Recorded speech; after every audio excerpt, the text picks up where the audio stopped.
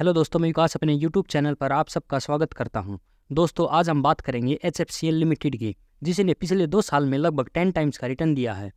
2020 में ये स्टॉक 10 रुपये का था, फिर 2022 में इसने अपना ऑल टाइम हाई 101 रुपये टच किया और अब ये 70 रुपये के आसपास चल रहा है। तो क्या ये लेने का मौका है या फिर ये एक ट्रैप है? साथ ही हमें ये भी नहीं भूलना चाहिए कि 2008 में इसने अपना ऑल टाइम हाई 64 रुपये लगाया था और 2020 तक ये रिटर्न तो छोड़ो 8 रुपये तक आ गया था। इसने 12 साल के लंबे समय में इन्वेस्टर्स का 90% कैपिटल साफ कर दिया था। तो क्या अब भी ऐसा हो सकता है? तो चलो इसे थोड़ा समझते हैं। हमें किसी भी कंपनी में इन्वेस्ट करने से पहले 3 चीज़ें ज़रूर देख लेनी चाहिए। सबसे पहले कंपनी का बिजनेस, उसके बाद बैलेंस शीट और फिर प्रमोटर के बारे में जानना चाहिए। अगर आपको कहीं भी दिक्कत लगे तो स्टॉक को छोड़ दो। ये स्टॉक आपका रिश्तेदार तो है नहीं कि आपको इसी में पैसे लगाने हैं। हो सकता है कि ये रिटर्न भी दे दे, पर अगर आपको कहीं भी नेगेटिव पॉइंट दिखाई दे रहा है तो स्टॉक को जाने दो। और भी अच्छे स्टॉक हैं, यहाँ आपके पैसे खत्म हो जाएंगे, स्टॉक नहीं। तो चलिए एक एक करके सभी पॉइंट्स पर नजर डालते हैं। का बिजनेस जानने से पहले थोड़ा कंपनी की हिस्ट्री देख लेते हैं। HFCL लिमिटेड की शुरुआत 1987 में महेंद्र नाठा, डॉक्टर दीपक मल्होत्रा और विनय मालो ने की थी। इसका हेडक्वार्टर गुरुग्राम में है और इसके मैन्युफैक्चरिंग प्लांट हिमाचल प्रदेश, चेन्नई और गोवा में है। आज लगभग 1700 एम्प्लॉइज HFCL के साथ काम कर रहे हैं। बिजनेस की बात करें तो HFCL limited optical fibre cable manufacture करती है। ये इंडिया की सबसे बड़ी ऑप्टिकल फाइबर मैन्युफैक्चरर कंपनी है। आगे आने वाले दिनों में ऑप्टिकल केबल की डिमांड तेजी से बढ़ेगी। गांव-गांव तक इंटरनेट पहुंचाने के लिए ऑप्टिकल फाइबर का यूज होता है। तो हम कह सकते हैं कि ये बिजनेस तो बंद होता हुआ नजर नहीं आ रहा है। जियो, एयरटेल, वोडाफोन, L&T, टाटा और BSNL इसके कुछ क्लाइंट हैं। इंडिया के साथ साथ HFCL 30+ कंट्रीज में अपने प्रोडक्ट एक्सपोर्ट करती है और सर्विस देती है। इसके अलावा HFCL battery management, solar equipment और माइक्रोवेव इक्विपमेंट मैन्युफैक्चर करती है। सॉल्यूशन प्रोवाइड करने की बात करें तो HFCL इंडियन रेलवे को टेलीकॉम नेटवर्क सॉल्यूशन प्रोवाइड कर रही है।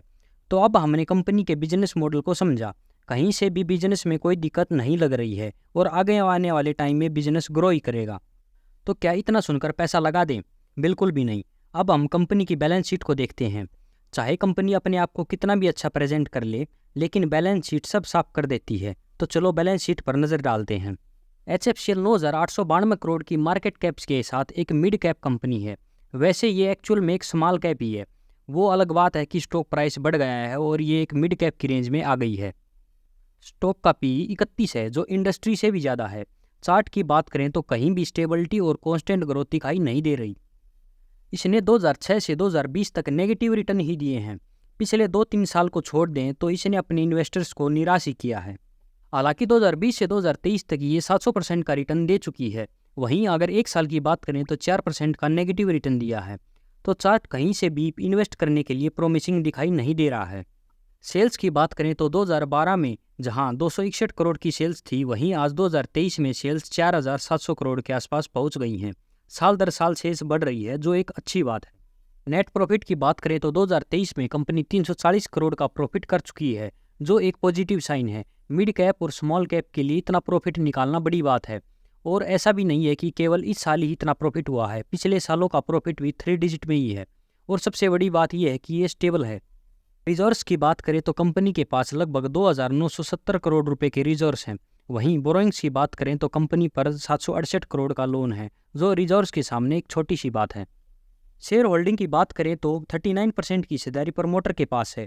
वहीं पब्लिक के पास 50% की बड़ी हिस्सेदारी है। FII के पास 7%, वहीं DI के पास मात्र 3% की हिस्सेदारी है। तो अभी हमने कंपनी की हिस्ट्री, बैलेंस शीट और शेयर होल्डिंग को समझ लिया है। तो अब बात करें कि हमें इसमें इन्वेस्ट करना चाहिए कि नहीं। तो मैं आपको बता दूं कि मैं यहाँ केवल इन्वेस्टमेंट की बात कर रहा हूँ। मैं करेंसी, कमोडिटी और स्विंग ट्रेडिंग करता हूँ। अगर मुझे इसमें रिस्क रिवार्ड फेवरेबल लगा तो मैं शायद इसमें पोजीशन ले लूँ, लेकिन अगर मैं इन्वेस्टमेंट की बात करूँ तो फिलहाल मैं इससे दूर ही रहना पसंद करूँगा, क्योंकि कहीं भी चार्ट पर स्टेबिलिटी दिखाई नहीं दे रही है। और चलो इसे छोड़ भी दें तो 44% प्रमोटर की होल्डिंग गिरवी है। इनके पास पहले ही 39% की हिस्सेदारी थी, उसमें से भी 44% की हिस्सेदारी तो गिरवी है। और अगर आपको इससे कोई दिक्कत नहीं है तो आप आराम से पैसे लगा सकते हो। वैसे भी इतनी अच्छी कंपनीज है, आप क्यों इसके पीछे पड़े हो? आप 70 के भाव पर इसे ले लोगे, फिर 10-15 साल तक ये कोई रिटर्न नहीं देगा। आप डेली होल्डिंग देखकर निराश होते रहोगे। तो इतने पंगे क्यों लेने हैं? जाने दो इसे। और बहुत सारे अच्छे स्टॉक हैं। तो मेरे हिसाब से आप समझ गए होंगे। आज के लिए इतना ही। वीडियो अच्छी लगी हो तो लाइक करें, चैनल को सब्सक्राइब करें। धन्यवाद। जय हिंद, जय भारत।